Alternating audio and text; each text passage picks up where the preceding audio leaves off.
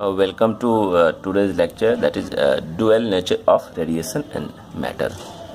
तो आज हम लोग रेडिएशन और मैटर के इस लेक्चर में देखेंगे कि रेडिएशन और मैटर्स का दो नेचर किस तरह से है, इसको हम समझेंगे। हालांकि ये जो टॉपिक है, इस टॉपिक को आपने फिजिक्स में पढ़ा होगा कि रेडिएशन मैटर को किस तरह से दो नेचर के बारे में डील किया गया है। यहाँ पे हम लोग इसको केमिस्ट्री के पॉइंट ऑफ व्यू से समझने की कोशिश करेंगे। अदरवाइज ये टॉपिक तो आपने फिजिक्स में इसको अच्छी तरह से पढ़ लिया होगा, तो फिर भी हम लोग यहाँ देख लेते हैं कि किस तरह से ये यहाँ एप्लीकेबल है। हम स्टार्ट करते हैं 1900 से, क्योंकि ये जो स्टार्ट हुई थी, इसकी जो रिलेशनशिप जो स्टार्ट हुई थी ये 1900 के सेंचुरी के आसपास ही हुई थी। अब इस समय क्या हुआ था, इस समय there was an analogy between matter and radiant energy. जो रेडिएंट एनर्जी है इनकी और मैटर के बीच में एक समानता थी। एनालॉगी का मतलब ये समानता यहाँ पर, तो जो कि प्लैंक और आइंस्टाइन के द्वारा डेवलप की गई थी। अब प्लैंक की हम क्वांटम थ्योरी ऑफ रेडिएशंस के बारे में पढ़ चुके हैं, और आइंस्टाइन्स की हम वो फोटो इलेक्ट्रिक इफेक्ट के बारे में जान चुके हैं, पढ़ चुके हैं। तो इसी दोनों के थ्योरी को बाद में 1924 में French physicist Louis de Broglie ने एक्सटेंड किया था, इसको समझाने की कोशिश की थी। तो मैटर रेडिएंट एनर्जी की क्या समानता डेवलप की गई थी, तो जैसे कि प्लैंक ने कहा था कि किसी भी रेडिएशंस के फ्रिक्वेंसी होता है, वेवलेंथ होता है, वो एक वेव्स की तरह काम करता है। जबकि आइंस्टीन कहा था फोटो इलेक्ट्रिक एक्सपेरिमेंट के होने के बाद में, फोटो इलेक्ट्रिक इफेक्ट एक्सपेरिमेंट के बाद में कि जो इलेक्ट्रॉन जो कोई भी रेडिएशंस किसी कैथोड पर हीट करता है, किसी मेटल पर हीट करता है, तो उससे क्या होता है कि उससे वो जो रेडिएशंस है उससे इलेक्ट्रॉन्स निकलने लगते हैं। तो इलेक्ट्रॉन्स निकलना किसी पार्टिकल से एक पार्टिकल्स की क्या कहते हैं विशेषता को वो बतलाता है। तो रेडिएशंस पार्टिकल्स में कन्वर्ट हो गया, तो ये चीज़ उन्होंने कहा था। तो इसमें कुछ डिस्कशन चल रहा था कि मैटर क्या है, रेडिएंट एनर्जी क्या है, और दोनों के बीच में किस तरह से एनालॉजी है। जैसे कि हम जानते हैं कि wave theory of electromagnetic radiations हैं, जो भी ईएम रेडिएशंस हैं, तो वेव थ्योरी के अकॉर्डिंग उसमें वेव्स का नेचर होता है। वेव्स का नेचर का मतलब है किस तरह का नेचर होता है, ये नेचर होता है इंटरफेरेंस का, ये नेचर होता है डाइफ्रैक्शन का, ये होता है पोलराइजेशन का, रिफ्लेक्शन का, रिफ्रैक्शन का। ये जो सारे प्रॉपर्टी हम देख रहे हैं, ये सारे प्रॉपर्टी एक वेव्स की होती हैं। तो these are the property the waves of the electromagnetic radiations. On the other hand if we see for quantum theory of electromagnetic radiations, अगर हम क्वांटम थ्योरी में चले जाएं तो वो एक्सप्लेन करता है क्या, इसी रेडिएशन को वो एक्सप्लेन करता है photo electric effect, Compton effect, black body radiations, x ray spectra. तो क्वांटम थ्योरी हमारा ये एक्सप्लेन कर रहा है, black body radiations, x ray spectra, Compton. तो ये सब सारे एक फिनोमेना है जो क्वांटम थ्योरी एक्सप्लेन कर रहे हैं, जो एक पार्टिकल के नेचर को एक्सप्लेन करता है। तो ये नेचर पार्टिकल को एक्सप्लेन कर रहा है और ये आपको वेव को एक्सप्लेन कर रहा है। तो दोनों के जो फिनोमेना है वो एक दूसरे से बिल्कुल डिफरेंट है। तो चूँकि एक ही लाइट से दो फिनोमेना हो रहा है, तो ऐसा कहा जा सकता है कि रेडिएशन जो किसी मटेरियल से निकला हुआ है उसके दो नेचर हैं, एक नेचर उसका वेव का होगा और एक नेचर पार्टिकल का होगा। तो ऐसे करके कहा जा रहा है, लेकिन ये दोनों की जो स्थिति होगी, जो एस्पेक्ट्स होगा, बिल्कुल अलग अलग डायरेक्शंस में होंगे। जैसे कि एक हमने डायग्राम दिखा रखा है, सो इस डायग्राम को देखिए किस तरह से दोनों वेव भी हैं और एक पार्टिकल भी हैं। तो जैसे कि एक सोर्स ऑफ लाइट है, ये लाइट का सोर्स है, कोई मटेरियल जिससे कि लाइट निकल रही है और उससे उसका क्या बन रहा है, वेव फ्रंट बन रहा है। तो ये हमारा वेव फ्रंट है। तो वेव फ्रंट का मतलब ये वेव्स बन रहा है, प्रोपागेशन वेव्स बन रहा है। और वेव्स बनने के बाद ये वेव्स क्या कर रहा है, ये जो हमारे पास ऑब्स्ट्रैक्ट है पार्टिकल नेचर का, ये स्लिट है, ये वाला जो स्मॉल स्लिट बना हुआ है, तो ये क्या कर रहा है, इस वेव्स को आगे बढ़ने से इसको ब्लॉक कर रहा है, स्टॉप कर रहा है। तो जैसे ये वेव इसको हीट करता है, हीट करने के बाद जैसे कि हमने किसी स्टोन को फेंका और वो वॉल पर जाके हिट हुआ, तो हिट करने का क्या होगा, वो बाउंस करेगा, रिफ्लेक्ट होकर वो बैक होगा। तो ये ये जो वेव फ्रंट है, वेव फ्रंट जैसे ही इसको हिट करता है तो हिट करने के बाद ये प्रोपागेट नहीं करता है। जो हमारा वेव फ्रंट है, ये पूरा वेव फ्रंट आके इसको एक साथ सभी को हिट करना चाहिए, सभी को हिट करता है, तो उसमें से वेव की फिनोमेना नहीं होती, वो एक पार्टिकल की फिनोमेना होती है। तो वो पार्टिकल्स वापस एक इलेक्ट्रॉन बन के बाहर निकलता है, उस इलेक्ट्रॉन्स को हम कहते हैं फोटॉन्स। वो फोटॉन्स बन के वो बाहर निकलता है। तो ये फोटॉन्स बन के बाहर निकलना, ये एक फिनोमेना वेव्स की नहीं होती, ये फिनोमेना होती है किसी पार्टिकल की होती है। तो वही वेव्स जब वो किसी मीडियम में ट्रेवल कर रहा है तो उसे कहेंगे, प्रोपागेट कर रहा है तो उसे हम कहेंगे वेव्स। लेकिन वही जो उसको कोलाइड कर रहा है, उसको हीट कर रहा है, तो बन जा रहा है पार्टिकल। तो इसी वेव्स का दो रूप हम यहाँ पे बन रहा है। लेकिन वो इस स्पेस पे अगर हम देखेंगे, वो यहाँ पास कर रहा है तो वो हिट नहीं कर रहा है, तब वो क्या हो रहा है, उसका फिर से भी वेव्स बन रहा है, वेव्स बन के वो फिर से प्रोपागेट हो रहा है और वो आगे बढ़ रहा है। अब जैसे वो सेकंड वाले ब्लॉक में आता है तो वहाँ भी हिट करने के बाद वो आपको यहाँ हिट करता है तो फिर से पार्टिकल बन जाता है। तो कभी वो पार्टिकल बन जाता है, कभी वो वेव्स बन जाता है। जैसे यहाँ पर हिट नहीं किया तो फिर वो फिर से वेव्स बन गया, और यहाँ पर आप देख रहे हैं इसका इंटरफ्रेंस, जहाँ पर वो एक वेव्स को इंटरफ्रेंस करते हैं आपस में, तो यहाँ पर उसका वेव नेचर है। तो जहाँ जहाँ हिट नहीं करता वहाँ वेव्स बनता है, जहाँ हिट करता है वो पार्टिकल बन जाता है।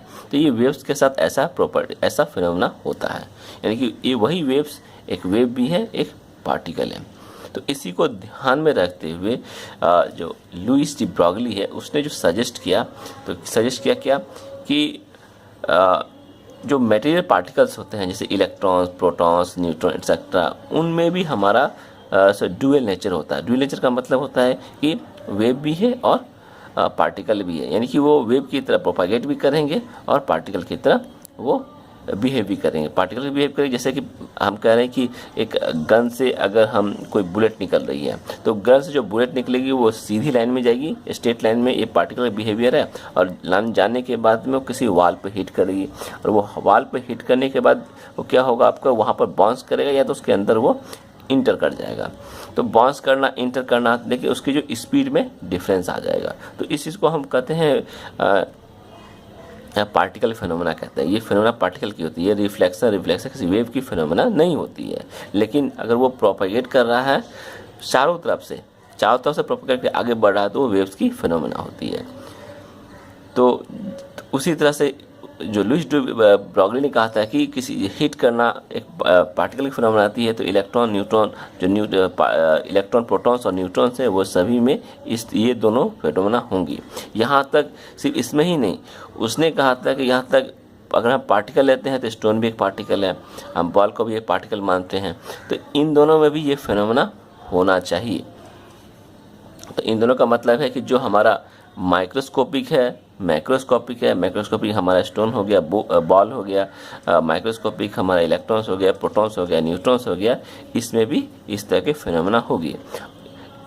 बॉल में, स्टोन में जब उनमें मोशन होगा तो उसमें से फिनोमेना होगी, वो मोशन होगा तो उसमें भी वेव का फिनोमेना होगी और कैरेक्टर की फिनोमेना, पार्टिकल की फिनोमेना, पार्टिकल का कैरेक्टर और वेव का कैरेक्टर। बॉल और स्टोन जब वो मोशन में होगा तब ये दोनों फिनोमेना उसके साथ होगी। तो ये दोनों भी हमें वेव और पार्टिकल के फिनोमेना दिखाएंगे। Let us come to see some examples of wave phenomena and then we will distinguish between wave and particle. हम लोग वेव पार्टिकल को डिस्टिंग्विश करेंगे। पहले वेव का फिनोमेना के बारे में हम यहाँ डिस्कस कर लेते हैं। वेव, यहाँ पर अगर वेव है तो उसमें ऑसिलेशन होगा। किस तरह की ऑसिलेशन प्रॉपर्टी होती है, जैसे वाटर है, हमने किसी स्टोन को पानी में फेंका तो उसमें एक बबल, वो एक वेव्स बनता है, रिंग की तरह वेव्स बनता है, वो वेव्स आगे की तरफ बढ़ता जाता है। तो जो हाइट ऑफ वाटर सरफेस है वो प्रोपागेट करता है बाहर की तरफ, आउटर डायरेक्शंस में वो प्रोपागेट करता है। ये एक वेव होती है। कोई भी केमिकल है, अगर हम उसका कंसंट्रेशंस को बढ़ाते चले जाते हैं और उससे जो इंटेंसिटी निकलता है, लाइट निकलती है, वो भी एक हमारा वो भी ऑसिलेट करती है। कंसंट्रेशन निकलना कभी बढ़ेगा कभी घटेगा, ये भी एक ऑसिलेशन क्वांटिटी है किसी केमिकल की। अगर आप साउंड वेव्स लेते हैं तो साउंड वेव्स जब एयर में मूव करता है तो एयर की डेंसिटी पे डिपेंड करता है। तो वहाँ पर कहीं पर डेंसिटी कम हो जाती है, कहीं डेंसिटी ज़्यादा हो जाती है। इसको हम कंप्रेशन और रेफ्लेक्शन के नाम से जानते हैं। लाइट भी इलेक्ट्रिक फील्ड और मैग्नेटिक फील्ड में वो प्रोपागेट करते हुए आगे बढ़ जाती हैं। तो ये सब एक वेव जनरेट कर रही हैं, तो इसको हम वेव फिनोमेना कहेंगे। अब पार्टिकल्स और वेव्स में क्या डिफरेंस है, तो पार्टिकल्स किसे कहते हैं और वेव किसे कहते हैं। तो particles can be localised in space, particles को किसी स्पेस पे हम लोकलाइज कर सकते हैं। लोकलाइज का मतलब फिक्स कर सकते हैं। हमने किसी स्टोन को उठाया दूसरी जगह रख दिया, एक लोकलाइज्ड हो गया। हमने चौक उठाया किसी दूसरी जगह रख दिया, वो लोकलाइज्ड हो गया। तो जैसे किसी चेयर को उठाया, चेयर भी एक लोकल है, किसी एक जगह फिक्स्ड है। लेकिन वेव है, वेव डी लोकलाइज होता है, वो किसी भी डायरेक्शन में जा सकता है।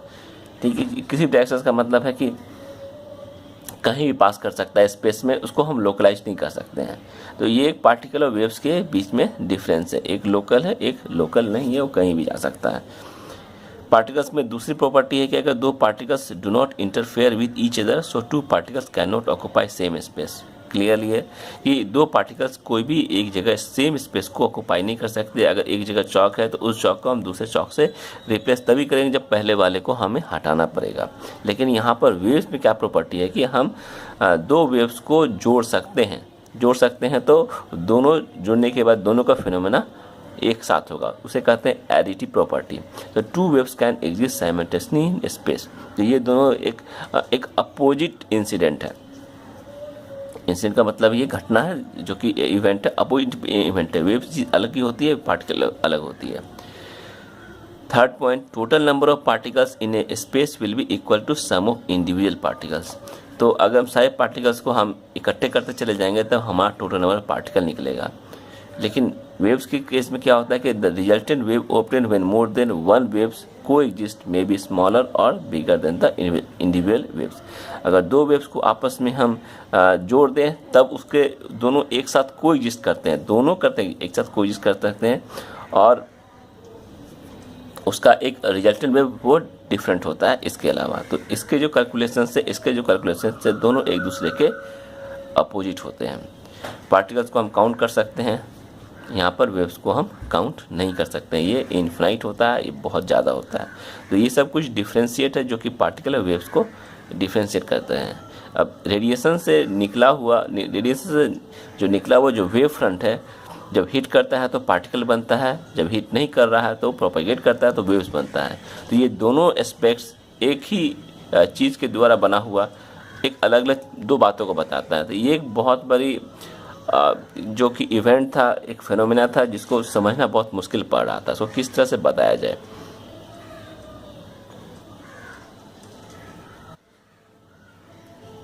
इसलिए लुइस डी ब्रॉगली ने वेव और पार्टिकल को दोनों को एक ही पार्टिकल के द्वारा फिनोमेना बताते हुए कहा कि पार्टिकल में किसी मटेरियल पार्टिकल्स में दोनों नेचर होते हैं, वेव का भी नेचर होता है और पार्टिकल का नेचर होता है। अब ये एक घटना को बताना लुइस डी ब्रॉगली के लिए बहुत ही एक डिफ़िकल्ट सब्जेक्ट था, क्योंकि उस समय ऐसा चल रहा था कि किसी चीज़ को बताओ तो बिना कोई एक्सपेरिमेंट के इसे एक्सेप्ट करना बहुत ही डिफ़िकल्ट हुआ, क्योंकि एक्सपेरिमेंट है नहीं हमारे पास में और दो चीज़ बताइए। लेकिन उसको ऐसा प्रतीत था कि मुझे बताना चाहिए इस चीज़ को कि हम कोई भी मैटर लें, चाहे हम छोटा पार्टिकल लें बड़े पार्टिकल, दोनों में दो घटनाएं होती हैं। क्या होती हैं? एक वेव की और पार्टिकल की। तो जैसे कि कहते हैं कि कोई भी एक्सपेरिमेंट ऐसा नहीं है कि हम दोनों part which matter can exist both as a particle as a wave simultaneously. So it is either the one or the other aspects, that is the two aspects are complementary to each other। कहने का मतलब है कि matter का exist होना कभी particle के रूप में और कभी वेव के रूप में, दोनों एक साथ एग्जिस्ट नहीं कर सकते हैं।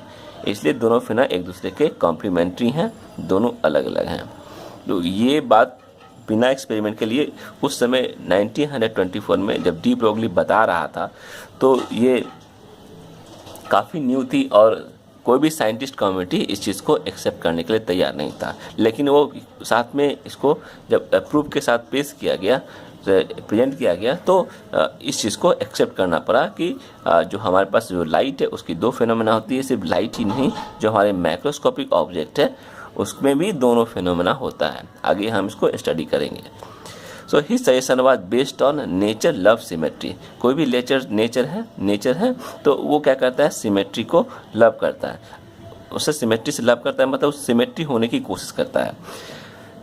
If mass energy symmetry is present in waves, अगर किसी वेव्स में मास और एनर्जी की सिमेट्री प्रेजेंट है तो उसी तरह के सिमेट्रिक मैटर के अंदर भी होना चाहिए। तो ये इसी के लॉस को करते हुए इस चीज़ को यूज किया था।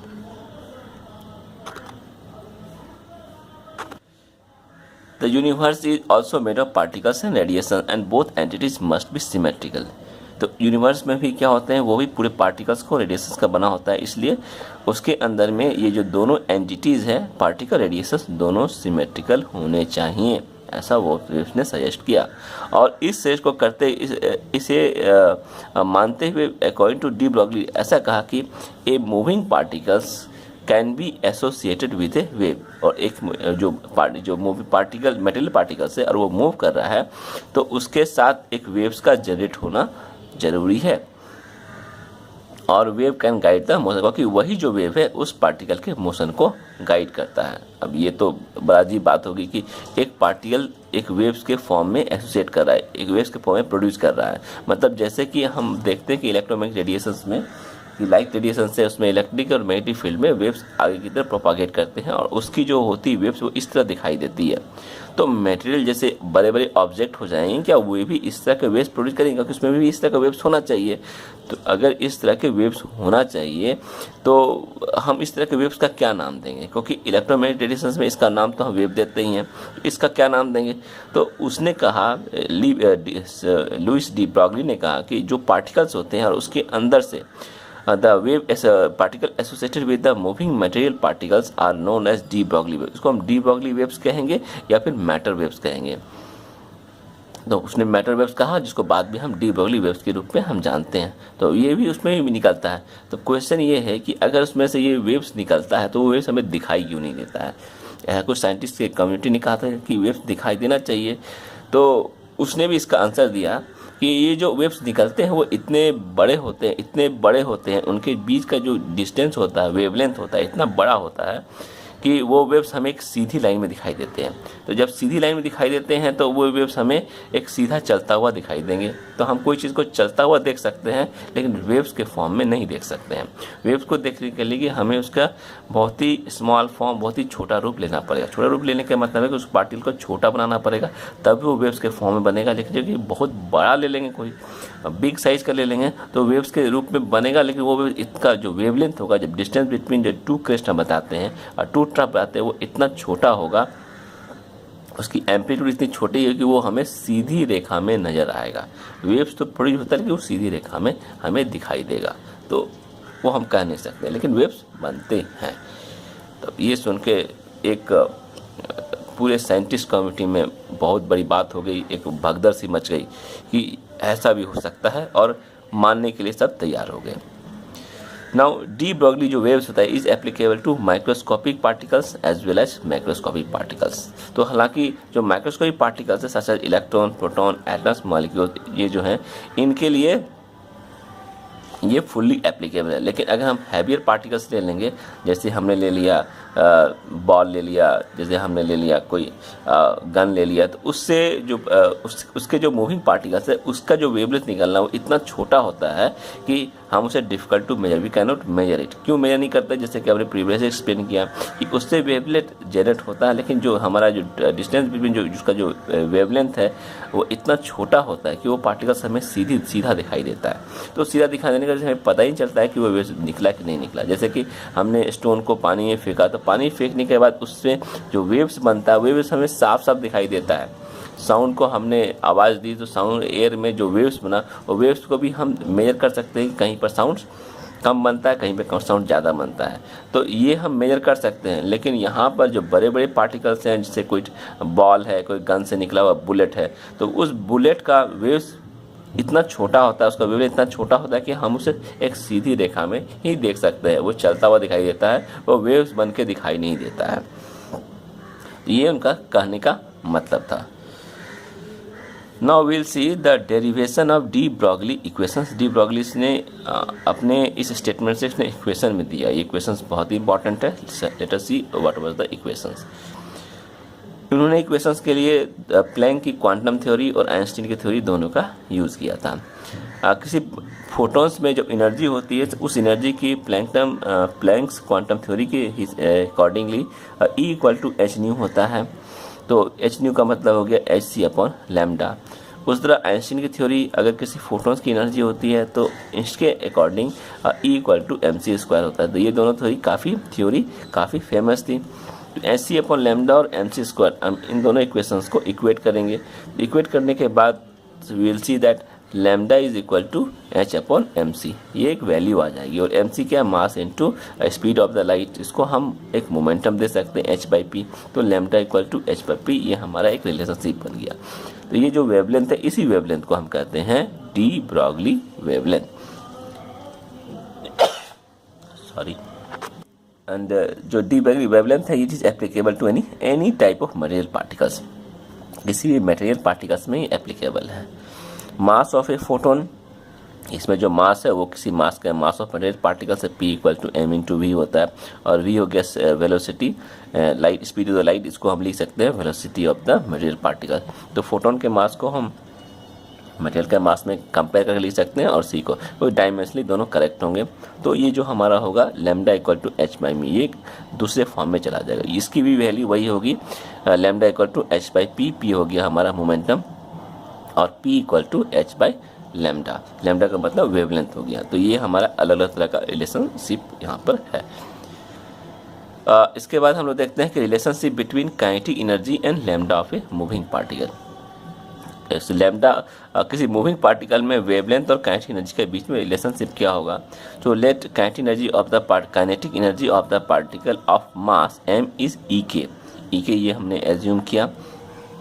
Now kinetic energy equal to half m v square होता है। तो now 2E equal to m v square, so 2E into M, इसको m से मल्टीप्लाई कीजिए दोनों साइड, तो क्या होगा E इंटू एम, और ये हमारा एम वी स्क्वायर हो गया। M v square equal to 2 P square हो गया हमारा, एम वी इक्वल टू ये हमारा लीनियर मोमेंटम हो गया। तो momentum equal to square root of 2E और P equal to h by p होता है। तो एच बाई लैम्डा हो गया, एच बाई पी हो गया, lambda equal to h by p हो गया। तो P की वैल्यू को हमने यहाँ पुट कर दिया, तो H equal to root under square root of 2E तो lambda is equal to H divided by square root of 2E तो ये हमारा रिलेशनशिप आ गया। This relationship is very useful in calculating many numerical values और many problems.